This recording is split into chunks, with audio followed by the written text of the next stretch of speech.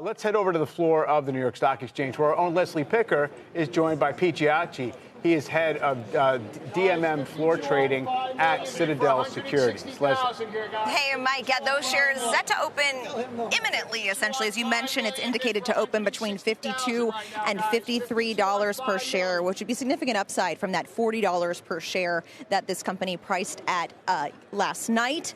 Peter, as you mentioned, he is in the middle of getting these shares ready to open. He's known as the designated market maker for this deal, meaning he's basically pairing the demand for shares at certain price points, figuring out what the most stable level is in order to see an opening. So we'll get him for a one-on-one as soon as he gets those shares open. In the meantime, this is a 20-year-old company, one that has been rumored to go public for a while now. They were looking to do so back in April, around that April timeframe, and then Liberation Day and its ensuing volatility caused them to push the deal, or pause it at least temporarily. Today, they are ultimately seeing that debut come to light. It sounds like it's set to open momentarily, if I can kind of listen with one ear and talk to you all with the other.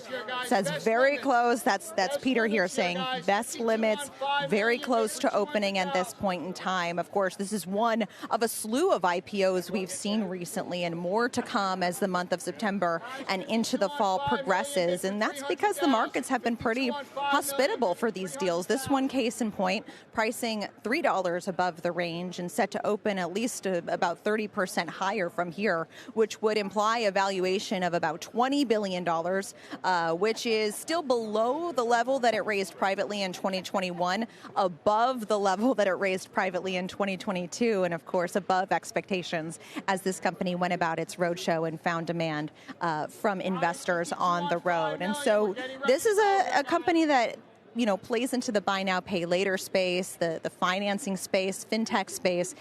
Its peer is up, Affirma is up about 45% this year, which bodes well for valuations, as oftentimes public market investors are looking for comparables to kind of see where they should be pricing these new issuances. And so that bodes well. All of that is a tailwind. The growth is strong, up about 21% on the top line year over year. It sounds like it's open at this point in time, opening at 52.10 or so.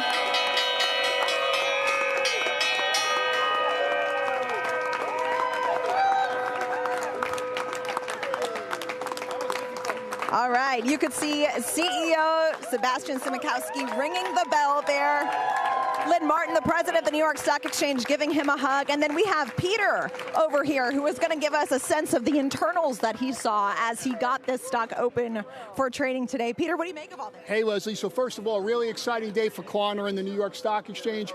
You could see we opened at 52 on about 5 million shares, and we're trading right there right now. So really good to see good demand for another IPO with over $1 billion raise in the market. So definitely shows that the IPO markets are coming back to life. Can you give us any sense of what you saw as you were pairing the demand from the buy side here?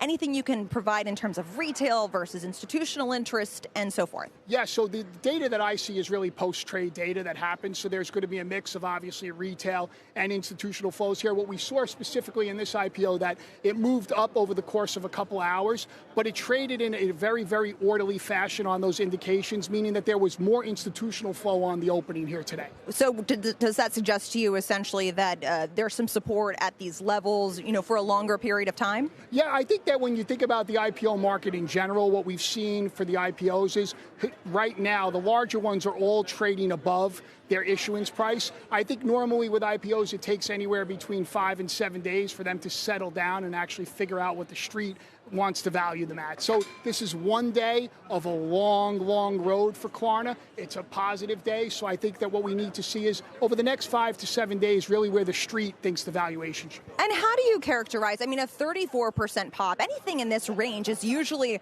what people in the banking community would say is a really good deal. You didn't leave too much on the table, but still gave people decent gains from the IPO price. Is this the kind of outcome that you expect to see, and do you think that bodes well for other companies that are waiting in the pipeline? Yeah, I think that, obviously as a trader, it's a little different for me, but I think that CFOs, CEOs, founders, it's always difficult to figure out how much they're actually going to price and where they're going to leave a little bit maybe more for for a pop on day one. So I think it's an art more than a science. Again, I think when you think about situations like this, it's a small percentage of the company that was raised in the public markets. So I do view it as positive. Anytime I think a company could come to the public markets and raise $1 billion is actually showing that there's a lot of health for the company and for the public market. Yeah, only about 17% of the float is primary issuance, meaning it's what the company sold and raised. So it's largely selling shareholders. I believe Mike Santoli has a question for you back in studio. Mike? Yeah, hi, Pete. I mean, and really just to follow on Leslie's question, you have seen some of these other recent deals, including some you've handled. I mean, they'd be a double out of the box. It seems as if some of the demand, kind of took the middlemen by surprise a little bit. So this one feels like it's a little more controlled, and maybe it's a known quantity, given that the company has been around and kind of a large valuation in the private markets for some time. Yeah, I think that's definitely part of it. I think that people have been waiting quite a while for Klarna to come to the public markets.